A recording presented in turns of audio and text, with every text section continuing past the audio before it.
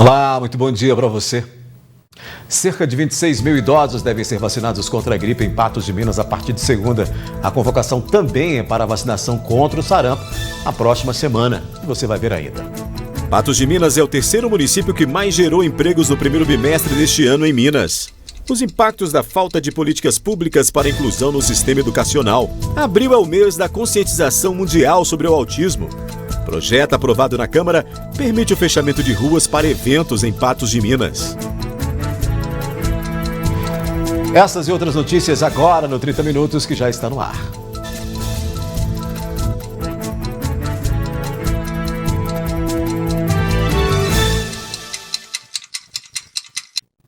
As dificuldades encontradas na inclusão de algumas pessoas no sistema educacional é uma realidade também em Patos de Minas. E para quem acompanha essa situação de perto, o problema está relacionado à ausência de políticas públicas. Na Constituição Federal consta que educação é um direito de todos e um dever do Estado. Mas, apesar disso, alguns grupos de pessoas ainda não são totalmente amparados nas escolas, como, por exemplo, aqueles que têm algum tipo de deficiência intelectual ou múltipla. Nós temos muitos desafios, nós temos as barreiras físicas, né, que é a questão da acessibilidade mesmo, de rampas de acesso, nós temos o despreparo de profissionais, então a gente precisa de curso de capacitação para que as pessoas consigam lidar com as pessoas com deficiência, os professores, os funcionários da escola, porque a inclusão não é só dos professores, é de todos os funcionários da escola. Não longe dessa realidade, Daniana conta que seu filho, Pedro, também encontra barreiras para estudar, uma vez que tem autismo e necessita de uma maior atenção.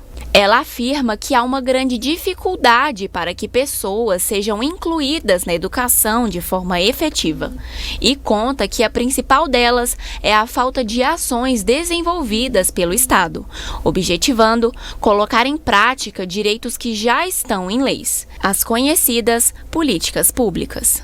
A gente encontra ainda, infelizmente, muitos desafios pela frente. Se tratando das políticas públicas, do apoio das pessoas que têm esse engajamento para poder nos ajudar com essa questão. Mas o Pedro, ele encara tudo isso com muita alegria. O Pedro, ele é uma criança extremamente alegre, ele é muito curioso e ele tem assim uma disponibilidade. Ele se interage, ele se abre, ele tem essa disponibilidade, apesar das dificuldades. Mas o Pedro, ele me ensina a não desistir. Para ajudar as famílias na inclusão das pessoas no sistema de ensino, foi criada em 1954, no Rio de Janeiro, a Associação de Pais e Amigos dos Excepcionais, ou também conhecida como APAE. Essa tem como objetivo dar uma atenção integral àqueles que precisam, sendo buscada uma prestação efetiva de serviços. Daniana conta que seu filho, além de estudar na APAE, também é assistido por ela. Ele faz o segundo aninho lá na APAE e, além de estudar na APAE, ele também é assistido pela APAE em outras atividades, como a terapia ocupacional, fisioterapia, psicóloga e também tem a fonoaudióloga. Então, ele é bem corrida a rotina dele. Mas, apesar da existência da APAE, a administradora da associação conta que o problema das políticas públicas é, de fato, uma realidade vivida por eles. Mas, além disso, relata também que o preconceito da população atrapalha bastante. Hoje, o principal desafio da APAE é a questão da política pública que a gente vem enfrentando, de ter essas questões de trabalhar realmente a política, é de dificuldade. Existe muito preconceito das pessoas com a APAE, de ter o filho lá estudando na APAE e não sabem que realmente o estudo na APAE é de excelente qualidade, os serviços ofertados para a APAE também são de excelente qualidade. Na sequência aqui no 30, o aumento no preço dos medicamentos em mais de 10%. E Patos de Minas é o terceiro município que mais gerou empregos no primeiro bimestre deste ano em Minas.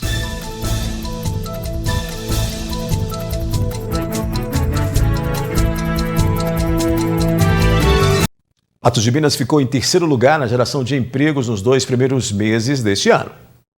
No acumulado dos meses de janeiro e fevereiro, Patos de Minas gerou 1.940 vagas de emprego formal. Os dados foram divulgados pela Secretaria de Estado de Desenvolvimento Social, mostrando os municípios e os setores que criaram mais vagas no primeiro bimestre deste ano. Na primeira colocação está a capital, Belo Horizonte, com saldo de 7.207 empregos. Em segundo, com 2.140, aparece o município de Nova Serrana. Uberlândia está em quarto lugar, por ter criado 1.266 postos de trabalho. Os preços dos medicamentos devem ser reajustados em 10,89% ainda nessa semana em todo o país. Ao contrário de outros produtos que acompanham a inflação e têm um reajuste progressivo, nos medicamentos é diferente. Esse reajuste acontece todos os anos.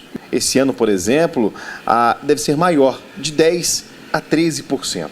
Um reajuste que não veio em boa hora para muitos brasileiros que não gostaram da notícia. É complicado, né? Porque principalmente se tratando de saúde, né? Medicação e a minha mãe, por exemplo, ela toma remédio controlado. Eu acho que não é um momento adequado, né? A gente está com um consumo muito alto de tudo. Dificuldade de conseguir trabalho para as pessoas. Prejudica bastante a população, visto que a maioria dos idosos e bastante pessoas fazem uso, né, do medicamento e o salário não acompanha o aumento, então fica bastante difícil. Esse sistema de controle e congelamento dos preços faz com que as farmácias não aumentem o preço máximo ao consumidor, que só pode ser feito com autorização do governo. Para ganhar tempo e congelar os preços atuais por mais tempo, esse farmacêutico já refez o estoque. Alguns produtos que eu tenho um giro maior, né? Como os produtos de uso contínuo, medicamento para hipertensão, diabetes, analgésico, anti-inflamatório, que tem um giro grande, eu consegui estocar para mim poder manter esse preço ainda um período para os clientes, né? Não sei te falar quanto tempo, mas eu consegui estocar. Agora, o produto que tem giro baixo não tem como eu estocar, porque depende muito da demanda. O Sindicato da Indústria de Produtos Farmacêuticos aponta que, apesar da alta, os medicamentos subiram menos que a inflação. Em 2020 e 2021, os medicamentos subiram em média 3,75%, enquanto a inflação geral no Brasil saltou para 15,3%, gerando uma diferença para menos de 11 pontos percentuais. Neste último biênio, os alimentos subiram 23,15% e os transportes 22,28%, de acordo com o IBGE, quase 6 vezes maior do que os medicamentos. Pessoas que usam medicamentos contínuos, né, que têm necessidade mesmo do medicamento, né, vão sentir muito no bolso, né? Então pode até afetar, querendo ou não, as vendas nossas, né? E precisa ficar atento também, né? Já tem a previsão do tempo aqui no 30 Minutos. Projeto aprovado na Câmara permite o fechamento de ruas para eventos em Patos de Minas.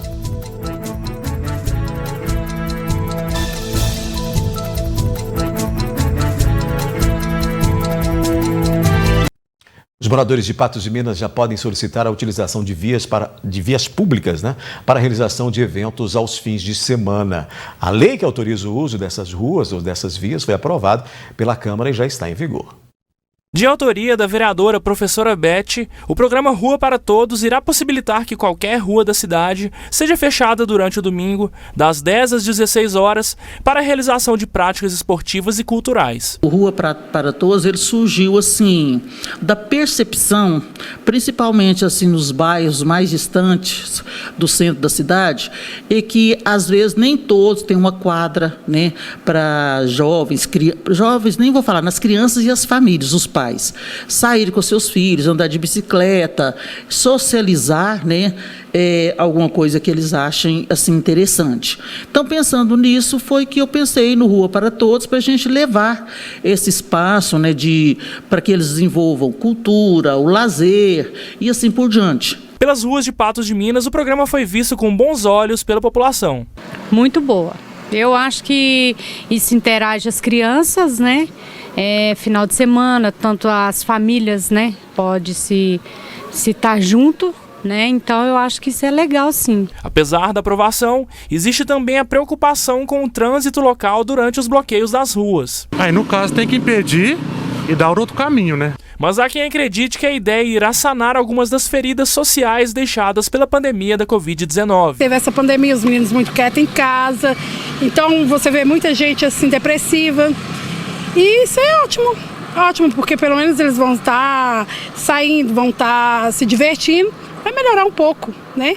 Porque ver só as crianças só ali no celular ou dentro do quarto, não dá. Então vamos botar essa ideia para frente. Nós ficamos assim muito detentos, muito presos durante 2 anos, não é verdade? Então, assim, vizinhos que não se viam, eu mesmo vivi essa experiência, a gente passou assim, muito tempo sem ver os vizinhos, sem conversar e assim por diante. Então, foi pensando em tudo isso aí que surgiu a ideia do projeto. Publicado no Diário Oficial, o projeto de lei número 8.218 de 2022 já está em vigor. Falta agora o município determinar como irão funcionar os bloqueios dominicais e como serão realizadas as escolhas das ruas. Eu quero acreditar que o município não vai restringir, por exemplo, um bairro em detrimento de outros. Eu acredito que todos os bairros, todas as famílias que solicitar, né, que sejam desenvolvidas atividades lá, o executivo, aliás, o município vai liberar, uma vez que a proposta é justamente isso, é socialização, difundir a cultura e assim por diante. As condições meteorológicas indicam um tempo nublado, mas também calor, né? Agora você confere aí a previsão do tempo aqui no 30 Minutos. Previsão do tempo. Oferecimento New Color. Óculos completo por apenas R$ 99,00. New Color, 3 óticas em Patos de Minas. A tendência de céu parcialmente nublado com pancadas de chuva isoladas no noroeste e Alto Paranaíba. Em Patos de Minas, a máxima alcança 33 graus nesta sexta e 31 no sábado. Em Presidente Olegário, as temperaturas variam entre 20 e 32 graus. Em Carmo do Paranaíba, a previsão é de mínima de 19 e máxima de 30 graus para este sábado. Em São Gonçalo do Abaeté, a máxima prevista é de 34 graus. E em Rio Paranaíba, os termômetros devem registrar mínima de 18 e máxima de 30 graus.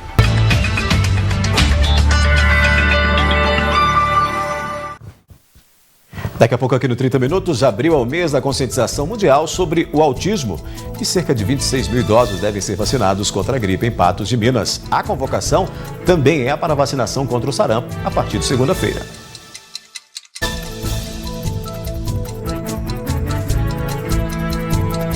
Escolhido pela ONU, abril é o mês da conscientização mundial sobre o autismo. E este é um assunto que precisa ser debatido, bastante debatido, né, com um olhar voltado principalmente para a inclusão. Conforme a Organização Mundial da Saúde, 1 a cada 160 crianças em todo o mundo tem transtorno do espectro autista. Neste contexto, como forma de conscientizar as pessoas sobre o autismo, a Organização das Nações Unidas estabeleceu o Abril Azul. Tal época objetiva dar uma maior visibilidade ao transtorno, que, segundo o neuropediatra, tem sinais como atraso da fala e movimentos repetitivos.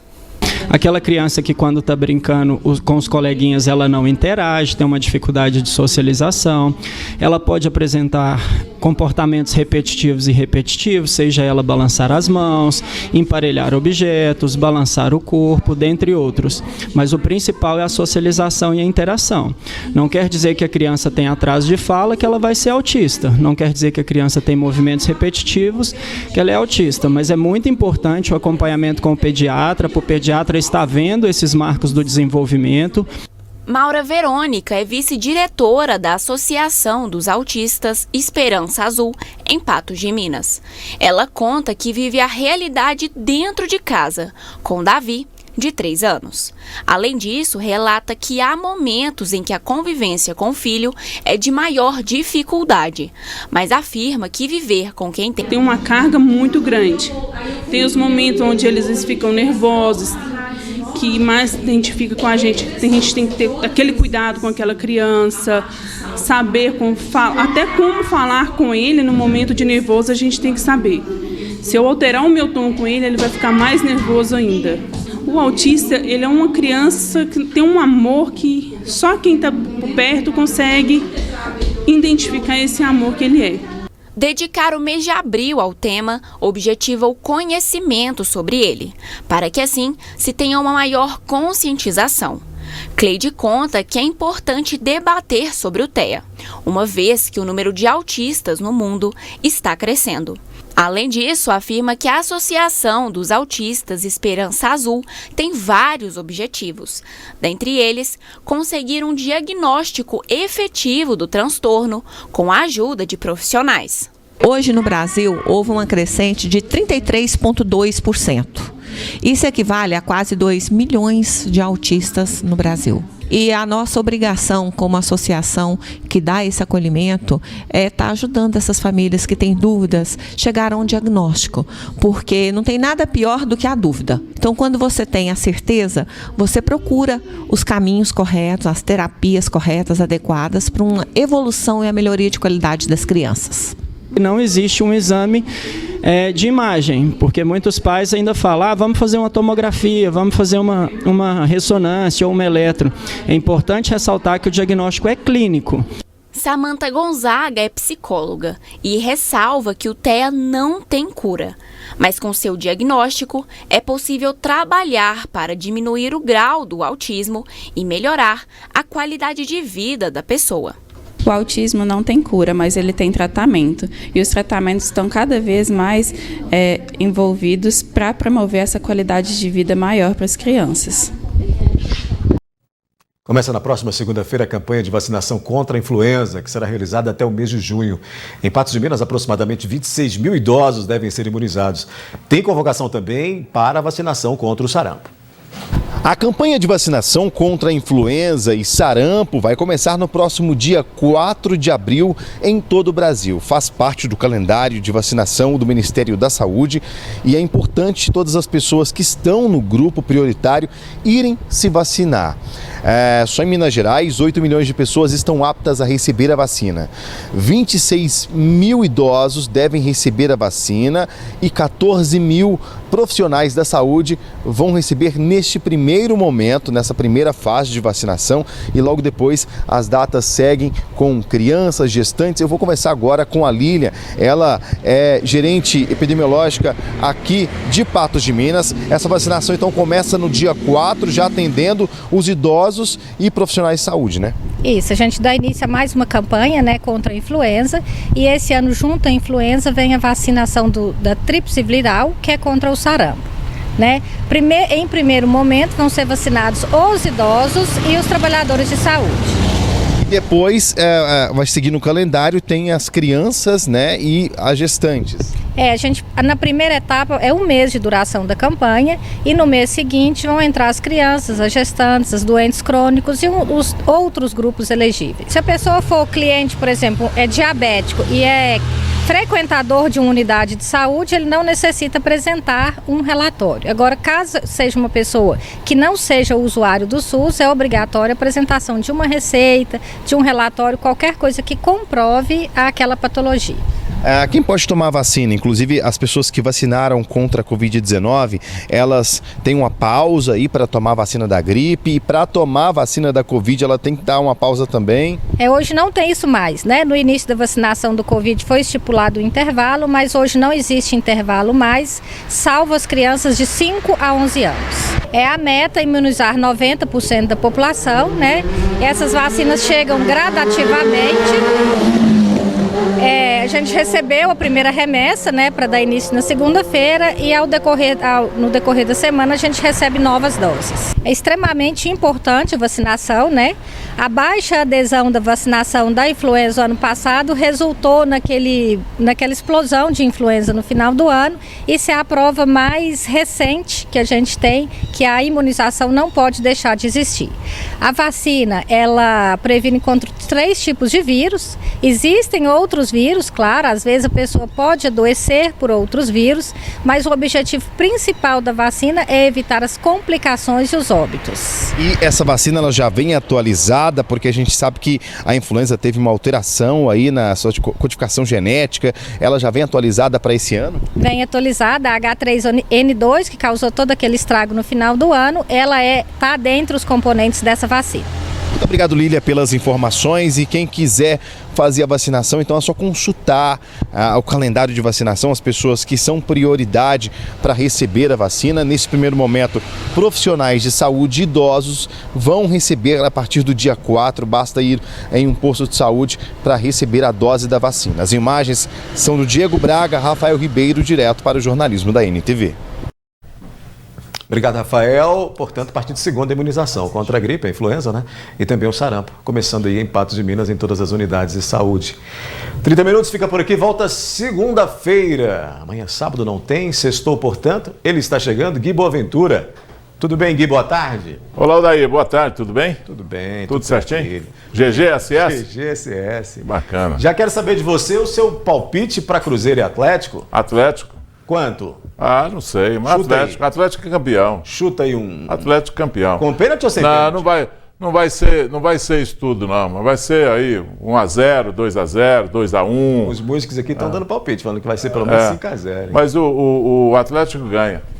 O Cruzeiro não tem time para... Hoje, para ganhar do Atlético, só o São Paulo. São Paulo está dando show, né? É verdade. Se pegar o Atlético, moe o Atlético. Atlético franco favorito, né? Falar o São Paulo, nós até comentamos aqui ontem, né?